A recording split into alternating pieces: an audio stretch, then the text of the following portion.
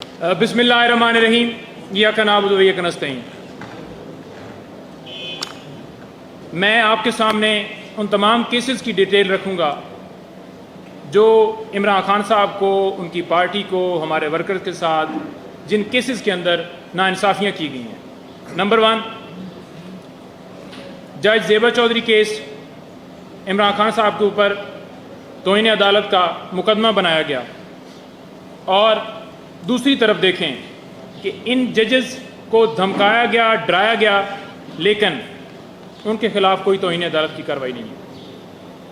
Number 2، وزیر آباد عمران خان صاحب کے اوپر قاتلانہ حملہ ہوا، ان کی کوئی FIR درج نہیں ہوئی، نہ ہی 100 موٹو لیا گیا۔ اس کے لیے ہم نے جا کر رجوع کیا، لیکن اس کے باوجود 100 موٹو نہیں لیا گیا۔ یہاں پر F9 پارک میں کوئی درخت کاٹے جائیں تو اس کے اوپر 100 موٹو لے لیا جاتا ہے۔ نمبر 3، توشہ خانہ کیس، بار بار جج ہمایوں دلاور کو ریمانڈ کیا گیا، حالانکہ اس جج کے اوپر عمران خان صاحب کی طرف سے عدم اعتماد کیا جا چکا تھا، اور وہ جج ہمایوں دلاور صاحب وہ بار بار اسی طرح کا فیصلہ دیتے تھے۔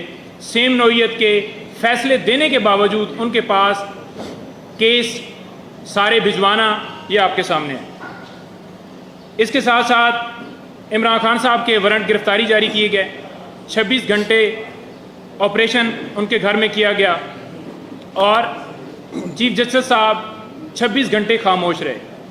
ہمایوں دلاور صاحب نے بھی جیسے حکم جاری کیا گیا، جیسے وارنٹ نکالے گئے، ان کے اوپر اسی طرح کا پریشر سیم جیسے چیف صاحب کے اوپر اور نیچے تمام عدالتوں کے اوپر، یہ سارا آپ کے سامنے پکچر رکھ رہے ہیں۔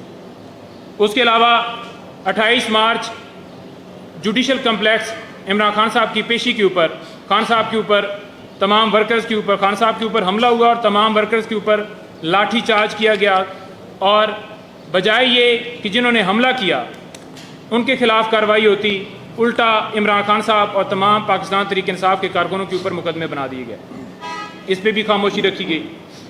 اس کے ساتھ ساتھ عمران خان صاحب کو سیکیورٹی دینے کے حوالے سے ہم نے درخواست دی کہ ان کے اوپر قاتلانہ حملہ ہو چکا ہے تو ان کو سیکیورٹی فراہم کی جائے، لیکن آج تک اس درخواست کے اوپر کوئی فیصلہ نہیں ہوا۔ عمران خان صاحب اپنی سیکیورٹی میں عدالتوں میں پیش ہوتے رہے۔ اس کے ساتھ ساتھ 9 مئی کو بائیو میٹرک کمرے میں جانے کے لیے خان صاحب کو مجبور کیا گیا۔ ہم بار بار کہتے رہے کہ ان کی ٹانگ شدید زخمی ہے، ان کے اوپر قاتلانہ حملہ ہوا ہے، لیکن جان بوجھ کر ادھر بھجوایا گیا کیونکہ وہاں پر رینجر سے یہ اغوا کروانا تھا۔ رات کو 10 بجے خان صاحب کی گرفتاری کو لیگل قرار دے دیا گیا، اور یہ کہا گیا کہ ہم اس کے اوپر انکوائری بنا رہے ہیں۔ آج کدھر ہے وہ انکوائری کدھر ہو رہی ہے؟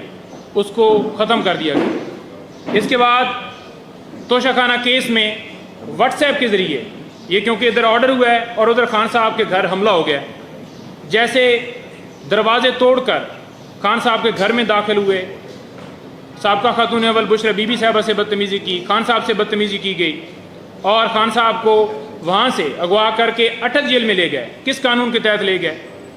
کیوں اس کے اوپر چیف صاحب خاموش رہے؟ کیوں اس کے اوپر چیف جسٹس آف پاکستان خاموش رہے؟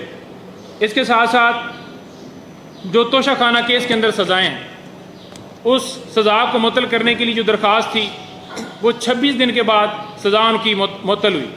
26 دن کے بعد کیوں ہوئی؟ حالانکہ دوسرے دن، تیسرے دن، چوتھے دن، 5ویں دن، 2-4 دن میں ہو سکتی تھی، لیکن یہ جان بوجھ کر ڈیلے کیا گیا۔ اس کے بعد سائفر کیس کو لٹکایا گیا، پھر فیصلہ محفوظ کر لیا گیا، اور فیصلہ محفوظ کرنے کے بعد خان صاحب کی جو درخواست تھی ضمانت کی، وہ ضمانت کی درخواست خارج کر دی گئی۔ اس کے ساتھ ساتھ سائفر کیس میں مقدمے کے اخراج کے لیے ہم نے درخواست دی تھی اسلام آباد ہائی کورٹ میں، اس کو بلا وجہ جو ہے وہ لٹکایا گیا، اور نہ ہی اس کے اندر سٹے دیا گیا۔ اس کے بعد طاہر سپرا صاحب کے پاس 6 ضمانت کی درخواستیں تھیں۔ اسلام آباد ہائی کورٹ میں ہم نے رجوع کیا کہ وہ درخواستیں ٹرانسفر کی جائیں، ہماری درخواست منظور نہیں ہوئی۔ کوئی بھی بندہ جس کو کسی جج کے اوپر عدم اعتماد ہوتا ہے وہ درخواست دیتا ہے تو اس کی درخواست سنی جاتی ہے۔ چیف جسٹس آف اسلام آباد ہائی کورٹ ان کو درخواست دی کہ آپ ساری درخواستیں اپنے پاس رکھتے ہیں، لیکن ان کو یہ کہا گیا کہ آپ کوئی بھی عمران خان صاحب کا مقدمہ نہ سنیں، لیکن پھر بھی انہوں نے کہا کہ آپ کی درخواست یہ ریجیکٹ کی جاتی ہے اور میں تمام مقدمے اپنے پاس سنوں گا۔ 130 سے زیادہ درخواستیں اسلام آباد ہائی کورٹ میں چیف جسٹس نے اپنے پاس رکھیں۔ کس وجہ سے رکھیں؟ اس وجہ سے رکھیں کیونکہ دوسرے ججز وہ اس طرح کے لیٹر لکھ رہے تھے اور کہہ رہے تھے کہ ہمیں دھمکایا جا رہا ہے اداروں کی طرف سے، لہٰذا انہوں نے کہا کہ میں اپنے پاس ہی رکھوں اور ان کو لٹکاؤں اور ان کے اوپر فیصلے جو ہے اپنی مرضی سے دوں۔ اس کے ساتھ اوپن ٹرائل کے حوالے سے ہم نے استدعا کی تھی اسلام آباد ہائی کورٹ میں، یہی چیف صاحب کے پاس معاملہ گیا، لیکن اوپن ٹرائل جو ہے وہ نہیں کیا گیا، اور جس طرح سے ٹرائل چلایا گیا ہے، جس طرح سے چاروں کیسز چلائے گئے ہیں، صرف اس کے پیچھے یہی وجہ تھی کہ قوم نہ دیکھے کہ وہاں پر کیا ہو رہا ہے، اور اس جیل ٹرائل کو لیگل قرار دیا گیا۔ اس کے بعد القادر اور توشہ خانہ نیب کیسز میں پہلے اس کے اندر جو ہے وہ لیٹ سنوائی کی گئی، اور جب نیب نے غلطی تسلیم کر لی کہ انہوں نے آ کر کورٹ کے اندر غلط بیانی کی ہے، اس کے باوجود نیب کی غلطی کے باوجود ہماری درخواست جو ہے، جس میں ہم نے یہ کہا تھا کہ عمران خان صاحب کی جو درخواست ہے وہ قبول کی جائے، جو ریجیکٹ کی گئی تھی اس کو بحال کیا جائے، وہ ہماری درخواست خارج کر دی گئی۔ اس کے ساتھ ساتھ 4 ہفتوں کے اندر سائفر ٹرائل کو ختم کرنے کا حکم دیا گیا۔ بھائی کس وجہ سے؟